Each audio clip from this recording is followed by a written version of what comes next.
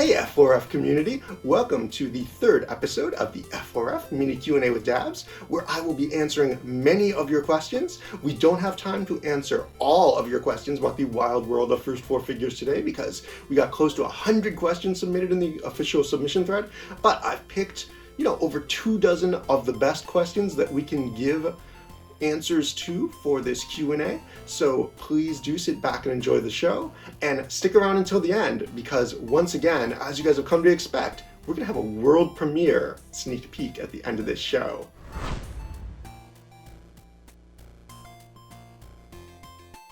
So let's get started on the Q&A. Question number 1 comes from Edgar Ramirez, who says, a good while ago, Alex mentioned renegotiating licenses due to a change in scale, presumably the interest shifting from quarter scale to sixth scale. Are there any licenses that we can be told were affected? Well, all new licenses that were announced would have been at quarter scale 3 or 4 years ago when we were announcing, licenses back then. But now, new licenses that are being announced are going to be smaller. They're going to be from 1/6 scale and maybe even smaller than that. And some of the lines that we are already in progress with in quarter scale might also be getting their own smaller lineups. So something to look forward to. Ethan Whitstock. Out of all of the statues that FRF has made, what would you consider to be your favorite? Well, every statue is somebody's favorite, and it's really hard for me to choose because my favorites happen to change pretty frequently. But at this particular moment in time, I would say that my favorites are a three-way tie between Silver the Hedgehog, Dip from Katamari Damacy, and Fighter Kirby. Rowdy Hansen. I would like to know if F4F have any more Gears of War characters planned for the future, or if they are in deep development, like you and Alex like to say. We have nothing to say at this stage, but we do want to let you know that we are still very interested in Gears of War. From Romeo Ramos Jr. Any news on Cowboy Bebop continuing the line after Ed and Ein? Vicious, Julia, 3 old men, Indian guy.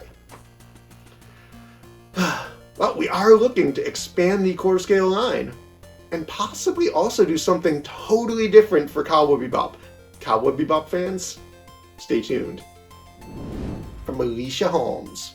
Will we get Inuyasha statues? It seems like folks really only want Inuyasha and Sesshomaru. Would FRF consider just doing a run of those two? We don't have anything to announce regarding Inuyasha right now, but it is definitely something that is on our radar. Jeka Petrovic. PVC Banjo line? We can confirm a Banjo-Kazooie PVC is in development and it's coming along nicely at the 3D stage right now. David James Vickers, who asks, any plans for a new diorama? Yes. Jonathan Matos, possibly some updates on Rider Link and Zero. Well, I mentioned Rider Link a little bit earlier, but as far as Zero goes, Zero's concept has been developed to pair alongside another upcoming brand new Mega Man X statue. Originally, we had Zero in 3D finished, but the stage was from Mega Man X6, and that has now been reworked to be from the more popular Mega Man X4. Zero has been signed off on, and we are now reworking it in 3D. Sky Watkins, are there any specific anime figures we can expect to see in the future? I personally would love an Albedo statue from Overlord. Well, we don't have anything to say about Overlord right now, but we do have lots of anime statues that are announced that are in development right now. From Berserk, we've already announced Berserker Armor Guts and Femto are on the way. Ed and Ein will be next for Cowboy Bebop, completing the Cowboy Bebop crew itself. Yu-Gi-Oh! Will be getting male and female Dark Magicians, along with the Red Eyes Black Dragon, Yugi himself, and Seto Kaiba. And Roy Mustang and Edward Elric are still coming for the Full Metal Alchemist line, and we cannot forget that Deku and Bakugo from My Hero Academia will be coming up down the pipeline along with more versions of All Might. Chelsea Harris. Any idea when we'll learn what that new license was that Alex got at the licensor convention? He gave us that riddle ages ago that included something new, and we haven't seen it yet to my knowledge. Well, I have zero idea exactly which license it was that Alex was referring to way back when in that particular, riddle that he gave, but I can say that we have more than a few new licenses that we have not yet announced, so look forward to it. Rasmus Clyde Gertson, who asks, when Conquer was announced for pre-order, there was talk about a Conquer line of statues. Any word on if it's in development? I don't need any names, just that there's more from the Conquer line coming along. Yes. Okay, this time I will go a little bit further. We are at the physical stage on the next in the Conquer line, and we have also penciled in a massive diorama. Those of you who are familiar with Conquer probably know what I'm talking about. Alinity Linda Chase. How did you manage the weight distribution to get modern Supersonic to balance in that angle/pose with such a small surface area of contact on his feet to the base? Well, Sonic's legs are essentially metal, which can support the weight, which is a big help. We also tweak the pose for modern Supersonic so that the foot is in the center of gravity as much as possible while limiting the impact on the aesthetic. So we are glad that he looks gravity-defying because that was the idea. Jennifer Johnson, who asks, is the Shiranui PVC piece being made only going to be a PVC, or is there a resin version planned down the road, like the Amaterasu PVC that was done? Well, Jennifer, currently Shiranui is only planned to be a PVC. Do you want to see it done as a resin as well? If you guys are interested in that, make some noise in the OCC. Rick Pullinger. Will we see any other My Hero Academia statues or PVCs go up for pre-order this year? Well, we're definitely going to see the Casual Wear All Might and the Golden Age All Might action figures going up for order, and we should also see the first of our My Hero Academia resin statues going up for order as well, so MHA fans, you've got some stuff to look forward to.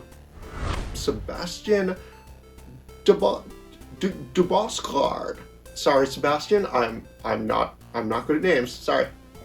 How many launches this year? Question from my banker. Well, I don't know if your banker is going to be happy to hear this, Sebastian, but our goal for this year is to have 29 or more product launches. Now, we only had, around a dozen or a little bit more than a dozen product launches in 2019 and 2020. So 29 product launches, it's going to be a pretty huge difference. The reason is because we've been significantly expanding the development team. We have a lot more people working here now than we did 2 years ago or 3 years ago or 4 years ago. So don't be surprised as things pick up. If 29 is our goal for this year and next year, it's going to be even more. And Elaine Kennedy, who asks, is Super Shadow going to be for Sonic's 30th anniversary? Or is there going to be another diorama? Or maybe nothing? Just thinking, since it is Sonic Adventure 2's 20th anniversary, it might have been a joint anniversary piece. Well, remember how we celebrated Sonic's 25th anniversary just before the end of his 25th year? Yep, we will be celebrating Sonic's 30th anniversary as well, sometime during his 30th year, but it might not be right on his birthday, so stay tuned for that, Sonic fans, but we will definitely be celebrating. Philip Early. Any update on the Crystal Dragons or the Mini Aku Aku masks? Well, we don't have any updates just yet. The factories were closed for a little while for Chinese New Year, and they've only recently started back up. But we should be seeing both of those sometime right around August. So the wait is almost over for the Crystal Dragon and the Mini Aku Aku masks. Victor Navarro Vilgren.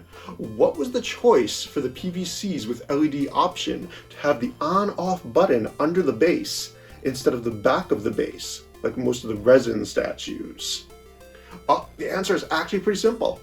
PVCs are pretty light and you can easily pick them up and flick the power switch on and off, whereas resins are very heavy and it's not really practical to be picking up your giant Majora's Mask life-size replica and flicking the switch to power it on. We would prefer if the button was not visible on the back of the base of the resin statues, but for logistics, the button is on the back. But in the case of the PVCs, not a problem, so that's why it happens. Melissa Fitchett, what are the chances of characters from TT polls being developed that don't reach 1,000 votes? I'm sure I've seen characters with lower vote counts get done. I'd love to know if Vash the Stampede is being considered yet. Well, the more votes a TT gets, the better the chances are that we'll look into that license. Now, anime TTs that are doing well, such as Sailor Moon, Trigun, and Gundam Wing, will all get much more seriously looked at if they can reach 1,000 votes. So if you can go into Facebook groups, communities, forums, other places, bring in fans, get them to vote for those TTs, that will be a big help in getting them done. We typically look at license hunting right around Vegas time, which, happens in the summer around July, August, and we review the TTs pretty closely then. So if you want to make a big push for something that there's a TT for, now is the time. William Fitchett. Are there any plans to do the champions from Breath of the Wild in either resin or PVC? Everyone clearly wants them. I personally prefer both, as a resin of Mifa would be an instant buy. As promised, we have got a world premiere of a brand new F4F product. So let's check it out.